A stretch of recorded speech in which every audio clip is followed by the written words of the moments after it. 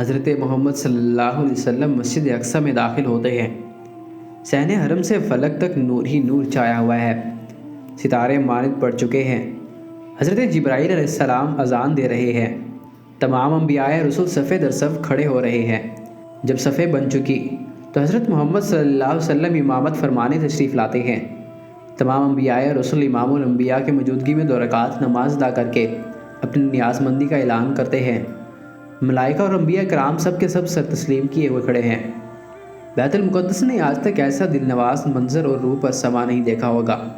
درود و سلام سے فضا ایک مرتبہ پھر گونج اٹھتی ہے۔ سرور کونین حضرت محمد صلی اللہ علیہ وسلم نوری مخلوق کے جھرمٹ میں آسمان کی طرف روانہ ہوتی ہے۔ حضور صلی اللہ علیہ وسلم فرماتے ہیں، پھر مجھے اوپر لے جایا گیا۔ براق کی رفتار کا عالم یہ تھا کہ جہاں نگاہ کی انتہا ہوتی وہاں براق پہلا قدم رکھتا۔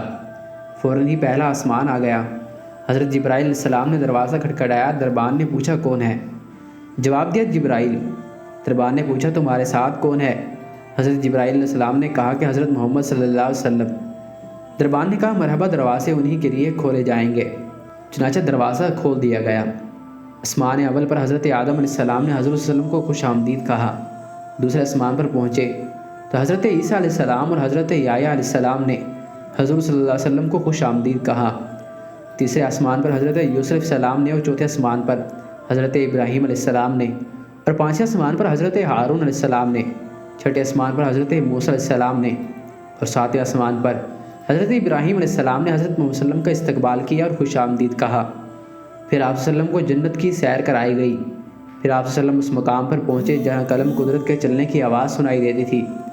اس کے بعد آپ صلی اللہ علیہ وسلم سدرۃ المنتہا تک پہنچے۔ سدرہ وہ مقام ہے جہاں مخلوق کے علوم کی انتہا ہے۔ فرشتوں نے اذن طلب کیا کہ اے اللہ تیرے محبوب صلی اللہ علیہ وسلم سے تشریف لا رہے ہیں، ان کے دیدار کی ہمیں اجازت عطا فرما۔ اللہ تعالیٰ نے حکم دیا کہ تمام فرشتے سدرۃ المنتہا پر جمع ہو جائیں، اور جب میرے محبوب صلی اللہ علیہ وسلم کی سواری آئے تو سب زیارت کر لیں۔ چنانچہ ملائکہ سدرہ پر جمع ہو گئے اور جمال محمد صلی اللہ علیہ وسلم کو دیکھنے کے لیے سدرہ کو ڈھانپ لیا۔ اس مقام پر حضرت جبرائیل علیہ السلام رک گئے اور عرض کرنے لگے، یا رسول اللہ صلی اللہ علیہ وسلم، ہم سب کے لیے ایک جگہ مقرر ہے۔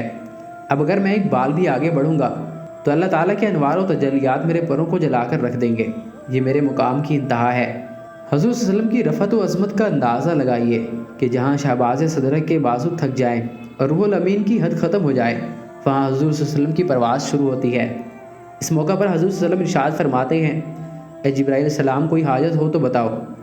حضرت جبرائیل علیہ السلام نے عرض کی، حضور یہ مانگتا ہوں کہ قیامت کے دن پلسرات پر آپ صلی اللہ علیہ وسلم کی امت کے لیے بازو پھیلا سکوں، تاکہ حضور صلی اللہ علیہ وسلم کا ایک غلام آسانی کے ساتھ پلسرات سے گزر جائے۔